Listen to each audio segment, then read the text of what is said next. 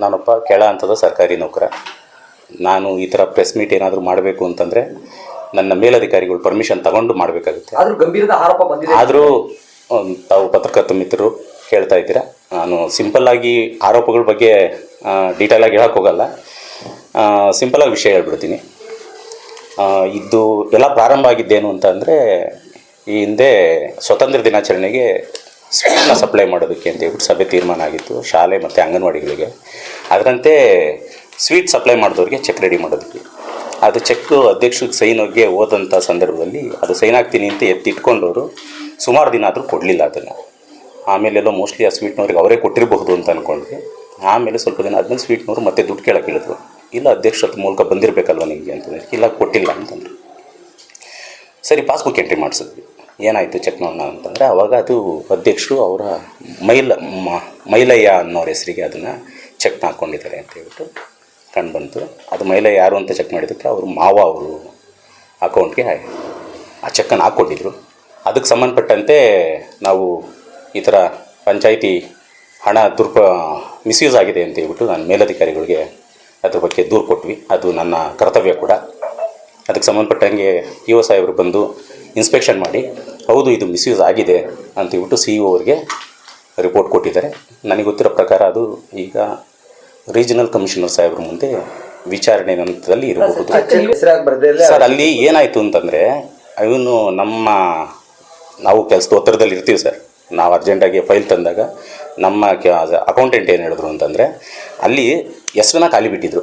ಯಾಕಪ್ಪ ಖಾಲಿ ಬಿಟ್ಟಿದೆ ಅಂದಿದ್ದಕ್ಕೆ, ಸರ್ ಬೇಕ್ರಿ ಹೆಸ್ರಿಗೆ ಬರೀಬೇಕಾ, ಅವ್ರು ಇಂಡಿವಿಜುವಲ್ ಹೆಸ್ರಿಗೆ ಬರೀಬೇಕಾ. ಸಮ್ಟೈಮ್ಸ್ ಬೇಕ್ರಿ ಹೆಸ್ರಲ್ಲಿ ಅಕೌಂಟ್ ಇರಲ್ಲ, ನಾವೇನು ಸರ್ ಬೇಕ್ರಿ ಅವ್ರಿಗೆ ಕೈಲಿ ಮಾಡಿರ್ತೀವಿ.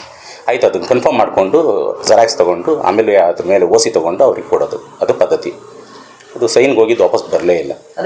ಅದನ್ನ ನೋಡಿದಾಗ ನನಗೆ ಅಂದಾಜು ಅದು ಅವರೇ ಯಾರೋ ಅಧ್ಯಕ್ಷರು ಅಥವಾ ಯಾರೋ ಬರ್ಕೊಂಡಿದ್ದಾರೆ ಸರ್. ಅವ್ರದ್ದೇ ಇರಬೇಕು ಹ್ಯಾಂಡ್ ರೈಟಿಂಗ್ ಅಂತ ಅನಿಸುತ್ತೆ, ನನಗೂ ಗೊತ್ತಿಲ್ಲ. ಅದ್ರ ಬಗ್ಗೆ ಏನು ತೀರ್ಮಾನ ಇಲ್ಲ ಸರ್. ಪೇಮೆಂಟ್ ಅವ್ರಿಗೆ ಇನ್ನೂ ಮಾಡೋಕ್ಕಾಗಿಲ್ಲ ಸರ್. ಅಧ್ಯಕ್ಷರು ಸರ್ಕಾರಿ ಶಾಲೆ ಕೊಟ್ಟಿದ್ದೀವಿ ಸರ್. ಸಿಹಿ ಕೊಟ್ಟಾದ್ಮೇಲೆ ತೋರಿಸ್ಲಿ ಸರ್, ಹತ್ರ ಏನಾದ್ರು ಇದ್ರೆ ತೋರಿಸ್ಲಿ ಸರ್. ಈಗ ನಗದು ಕೊಟ್ಟಿರೋದಕ್ಕೆ ಸೈನ್ ಹಾಕ್ಸ್ಕೊಂಡಿದ್ದೇನಾದರೂ ಇದ್ದರೆ ತೋರಿಸ್ಲಿ ಸರ್. ಫಸ್ಟ್ ಆಫ್ ಆಲ್ ನಗದು ಕೊಡೋಕ್ಕೆ ಅವಕಾಶ ಇಲ್ಲ. ಸಭೆ ತೀರ್ಮಾನ ಆಗಿರೋದು ಸ್ವೀಟ್ ಕೊಡೋಕ್ಕೆ ಅಂತ ಸರ್. ಸಭೆ ತೀರ್ಮಾನದಂಗೆ ನಾವು ಕೆಲಸ ಮಾಡಬೇಕಾಗುತ್ತೆ. ಇದಕ್ಕೆ ನೋಡಿ ಸರ್, ಅಲ್ಲಿ ನೋಡಿ ಅದು ಕ್ಯಾಮ್ರಾ ನಂಬರ್ 1 ಬಂದುಬಿಟ್ಟು ಅಧ್ಯಕ್ಷ ಚೇಂಬರ್ದು. ಅದು ಕ್ಯಾಮ್ರಾ ನಂಬರ್ 1. ಆ ಕ್ಯಾಮ್ರಾ ನಂಬರ್ 1ನ ಕ್ಯಾಮ್ರಾನ ಸೈಡಿಗೆ ತೆಳ್ಬಿಟ್ಟಿದ್ದಾರೆ, ಗೋಡೆ ಕಡೆಗೆ. ಈಗ ನಾನು ಹೇಳ್ತೀನಿ, ಅವ್ರಿಗೆ ಆ ಥರ ಇದ್ದಿದ್ರೆ ಕ್ಯಾಮ್ರಾ ಇರಬೇಕು ಅಂತಿದ್ರ, ಕ್ಯಾಮ್ರಾನ ಪಕ್ಕಕ್ಕೆ ತೆಳ್ಳಬೇಕು ಅಂತ ಇದ್ರೆ. ಆ ಕ್ಯಾಮ್ರಾನ ಯಾವಾಗ ಪಕ್ಕಕ್ಕೆ ತೆಳ್ಳಿದ್ರು, ಸುಮ್ಮನೆ ಇವರು ಈ ಥರ ಫಾಲ್ಸ್ ಅಲಿಗೇಷನ್ ಮಾಡಿ ಸುಮ್ಮನೆ ಇಲ್ದಿದ್ದು ಲಿಟಿಗೇಷನ್ ಕ್ರಿಯೇಟ್ ಮಾಡ್ತಾರೆ ಅಂತ ನಾನು ಅವ್ರ ಚೇಂಬರ್ಗೆ ಹೋಗೋದನ್ನ ನಿಲ್ಲಿಸಿದ್ದೀನಿ. ಹನುಮಂತನ, ಇದು ಅಧ್ಯಕ್ಷ ಚೇಂಬರಲ್ಲಿ CCTV ಕ್ಯಾಮ್ರಾನ ಯಾರು ಕಾಣದಂಗೆ ಸೈಡಿಗೆ ತಿರುಗಿಸಿದಾರಲ್ಲಪ್ಪ.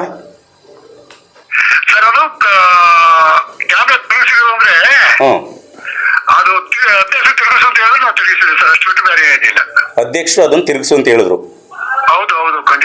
ಅದು ಯಾರು ಕಾಣದಂಗೆ ಸೈಡಿಗೆ ತಿರುಗಿಸು ಅಂತ ಹೇಳಿದ್ರ? ಯಾವ ತರ ಗೋಡೆ ಕಡೆಗೆ ತಿರುಗಿಸು ಅಂತ ಹೇಳಿದ್ರು?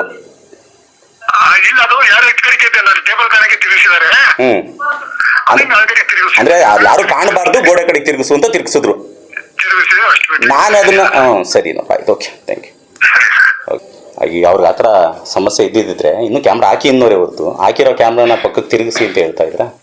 ನಮ್ಮಲ್ಲಿ 2 ಮಹಿಳಾ ಸ್ಟಾಫ್ ಇದ್ದಾರೆ ಸರ್.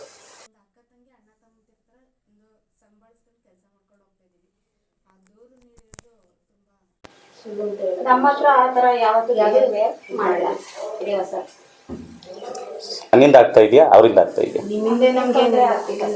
ಅಧ್ಯಕ್ಷರ ಕಡೆಯಿಂದ ನಂಗೆ ಒಂದು ಸ್ವಲ್ಪ ತೊಂದರೆ ಆಗಿದೆ. ನಮ್ಮ ತಂದೆಗೆ ತುಂಬಾ ಸೀರಿಯಸ್ ಆಗ್ಬಿಟ್ಟಿತ್ತು, ಸ್ಟ್ರೋಕ್ ಆಗಿತ್ತು ಸರ್.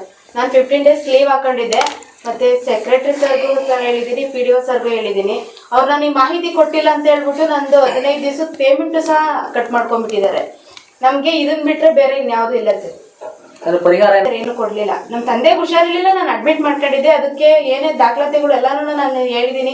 ಮತ್ತೆ ವಿತ್ ಫೋಟೋ ಸಮೇತ ನಮ್ಮ ಅಧಿಕಾರಿಗಳಿಗೆ ನಾನು ಸಬ್ಮಿಟ್ ಮಾಡಿದ್ದೀನಿ. ಆಯ್ತಮ್ಮ, ನೋಡ್ಕೊಂಡು ಹುಷಾರ್ ಮಾಡ್ಕೊಂಡು ಬನ್ನಿ ಅಂತ ಹೇಳಿದ್ರು. ಸರಿ ಸರ್ ಆಯ್ತು ಅಂತ ಹೇಳ್ಬಿಟ್ಟು ನಾನು ನನ್ನ ತಂದೆ ಹುಷಾರ್ ಮಾಡ್ಕೊಂಡು ಮನೆಗೆ ಬಿಟ್ಬಿಟ್ಟು ಬಂದಾದ್ಮೇಲೆ ನನ್ನ ಪಂಚಾಯತಿಯಿಂದ ನನ್ನ ಕಡೆಯಿಂದ ನಡೆಯೋದು, ಅಧಿಕಾರಿಗಳಿಗೆ ಹೇಳಿದ್ದೀನಿ ಅಂತಂದ್ರೆ ಅವರೆಲ್ಲ ಹೇಳೋದು. ಅವ್ರಿಗೆ ಹೇಳ್ಬಿಟ್ಟು ಹೋಗ್ಬಿಟ್ರೆ ನನ್ಗೆ ಹೇಳೋದೆ ಅದು ಹಂಗೆ ಹಿಂಗೆ ಅಂತ ಹೇಳ್ಬಿಟ್ಟು ನನ್ 15 ಪೇಮೆಂಟು 4,900 ಚಿಲ್ಲರೆ ಕಟ್ ಮಾಡಿದ್ದಾರೆ ಸರ್. ಏನಾಗಿದೆ ನಿಮ್ಗೆ? ಆಮೇಲೆ ಕಚೇರಿ ಸಹಾಯಕಿಯಾಗಿ ಕೆಲಸ ಮಾಡ್ತಾ ಇದ್ದೀನಿ ಸರ್. ಸರ್ ಈಗ ಚೆಕ್ ಎಲ್ಲೋಯ್ತು ಅಂತ ಗೊತ್ತಾದ ಅದು ಯಾರು ತಗೊಂಡೋದ್ರು ಅಂತಾನೆ ರೆಡಿ ಇಲ್ಲ ಅಂದಮೇಲೆ ಅದು ಕಳವಾಗಿದೆ ಅಂತಾನೆ ಕೊಡಬೇಕಲ್ಲ ಸರ್. ಇದು ಮ್ಯಾನೇಜ್ಮೆಂಟ್ ಅಲ್ಲಿ ದೋಷ. ಮ್ಯಾನೇಜ್ಮೆಂಟ್ ಅಲ್ಲ ಸರ್. ನಾವೀಗ ಅಧ್ಯಕ್ಷ ಹತ್ರ ನಮ್ಮ ಅಕೌಂಟೆಂಟ್ ತಗೊಂಡೋಗಿ ಚೆಕ್ಕಿಗೆ ಸೈನಿಗೆ ಹೋಗ್ತಾರೆ ಅಂತಂದರೆ ಅವರು ಅಲ್ಲಿ ಇಟ್ಬಿಟ್ಟೋಗಪ್ಪ ನಾನು ಸೈನ್ ಮಾಡ್ತೀನಿ ಅಂತಂದರೆ ಅದು ಇಟ್ಬಿಟ್ಟು ಇಲ್ಲ ನಾನು ನನ್ನ ಮುಂದೆನೇ ಸೈನ್ ಹಾಕಬೇಕು ಅಂತ ಹೇಳೋ ಥರ ಅಷ್ಟು ಧೈರ್ಯ ಅವ್ರಿಗಿಲ್ಲ ಪಾಪ ಸರ್ ಅದು ಸರ್. ಅದನ್ನು ಒಂದು ಮೇಲಧಿಕಾರಿಗಳು ಗಮನಕ್ಕೆ ತಂದಿದ್ದೀನಿ. ಆಮೇಲೆ ಎರಡನೇದು ಬಂದು ಸಾಹೇಬರು ನಿನ್ನೆ ಅದೇನು ಚೆಕ್ ದುರುಪಯೋಗ ಆಗಿದೆ ಅದಕ್ಕೆ ಸಂಬಂಧಪಟ್ಟಂಗೆ FIR ಮಾಡಿ ಅಂತ ಹೇಳ್ಬಿಟ್ಟು ಪರ್ಮಿಷನ್ ಕೊಟ್ಟಿದ್ದಾರೆ. ಯಾವ ತಿಂಗಳ ನಾವು ಅದು ಯಾವಾಗ ಅವರು ಬೇಕರಿಯವ್ರು ಬಂದು ದುಡ್ಡು ಬಂದಿಲ್ಲ ಅಂತ ಹೇಳಿದ್ರು ಅವತ್ತೇನೆ ನಾವು ಅದನ್ನ ಮೇಲಧಿಕಾರಿಗಳು ಗಮನಕ್ಕೆ ತಂದಿದ್ದೀವಿ. ಏನಾಗಿದೆ ಸರ್ ಆ ಪ್ರಕರಣ ಎಲ್ಲಿವರೆಗೂ ಹೋಗಿದೆ ಸರ್?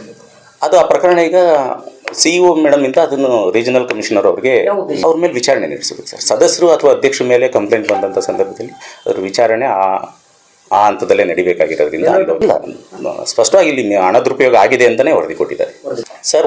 ಅದೊಂದು ಆಮೇಲೆ ಇನ್ನೊಂದು ಏನಾಗುತ್ತೆ, ಸಭೆಯಲ್ಲಿ ಏನೋ ಒಂದು ಕೆಲಸ ಮಾಡಬೇಕು, ಒಂದು ಖಾತೆ ಮಾಡಬೇಕು ಅಂತ ಸಭೆಯಲ್ಲಿ ತೀರ್ಮಾನ ಆಗುತ್ತೆ. ಅಧ್ಯಕ್ಷರು ಉಪಾಧ್ಯಕ್ಷ ಹೇಳ್ತಾರೆ ಆ ಪಾರ್ಟಿ ಬಂದ್ಬಿಟ್ಟು ನನಗೆ ಡೈರೆಕ್ಟಾಗಿ ಭೇಟಿ ಮಾಡಿಲ್ಲ, ನಮ್ಮನ್ನು ಖುದ್ದಾಗಿ ಭೇಟಿ ಮಾಡಿದ್ಮೇಲೆ ಖಾತೆ ಮಾಡಿ ಅಂಥವ್ರಿಗೂ ಮಾಡಬೇಡಿ ಅಂತಾರೆ. ಅದು ಹೆಂಗೆ ಸಾಧ್ಯ ಸರ್? ಸಭೆಗೆ ಏನು ಉತ್ತರ ಕೊಡೋಕ್ಕೆ ಸಾಧ್ಯ ನಾನು? ಸರ್ ಒಂದು ಖಾತೆ ಮಾಡಿಕೊಡಿ ಅಂತ ನೀವು ವೈಯಕ್ತಿಕವಾಗಿ ಕಾಣೋದ್ರ ಅರ್ಥ ಏನು ಅಂತ ನನಗಿನ್ನೂ ಗೊತ್ತಿಲ್ಲ ಸರ್. ಈಗ ಸರ್ ಅದು ನನ್ನ ವಿಷಯ. ನಾನು ಸಭೆ ನಡೆಯೋದಕ್ಕೂ ಸದಸ್ಯರು ಬರೋದಕ್ಕೂ ಬರದಲ್ಲೇ ಇರೋದಕ್ಕೂ ವಿಡಿಯೋ ಆಗಿ ನನಗೂ ಅದಕ್ಕೆ ಸಂಬಂಧ ಇಲ್ಲ. ನನ್ನ ಜವಾಬ್ದಾರಿ ಏನು ಅಂತಂದರೆ ಅಧ್ಯಕ್ಷರು ಯಾವಾಗ ಸಭೆ ದಿನಾಂಕ ಮತ್ತು ಸಮಯವನ್ನು ನಿಗದಿಪಡಿಸ್ತಾರೆ ಆ ಟೈಮ್ನಲ್ಲಿ ಅವ್ರಿಗೆ ನೋಟಿಸ್ ಇಶ್ಯೂ ಮಾಡಿ ಸಭೆಗೆ ವ್ಯವಸ್ಥೆ ಮಾಡಿಕೊಡೋದಷ್ಟೇ ನನ್ನ ಜವಾಬ್ದಾರಿ. ಸರ್ ಅದೇ ಹೇಳಿದ್ನಲ್ಲ ಸರ್, ಅವರು ಎಕ್ಸ್ಪೆಕ್ಟೇಷನ್ ಅವ್ರ ಆಡಿಯೋದನ್ನು ನೀವು ಕೇಳಿಸ್ಕೊಂಡ್ರೆ ನಿಮಗೆ ಗೊತ್ತಾಗುತ್ತೆ ಅವ್ರ ಉದ್ದೇಶ ಏನಿದೆ ಅಂತ. ಅದ್ರ ಬಗ್ಗೆ ನಾನು ಹೇಳಿದ್ರೆ ಇದಾಗುತ್ತೋ ನಾನು ಈಗ ನಮ್ಮ ಮೇಲಧಿಕಾರಿಗಳು ಅದನ್ನು FIR ಮಾಡೋದಕ್ಕೆ ಪರ್ಮಿಷನ್ ಕೊಟ್ಟಿರೋದ್ರಿಂದ FIR ಮಾಡಬೇಕಾಗುತ್ತೆ ಸರ್. ಖಂಡಿತ ಸರ್. ಈಗ ಇದನ್ನು ಹಂಗೆ ಅನ್ನಿಸ್ತಾ ಇದೆ.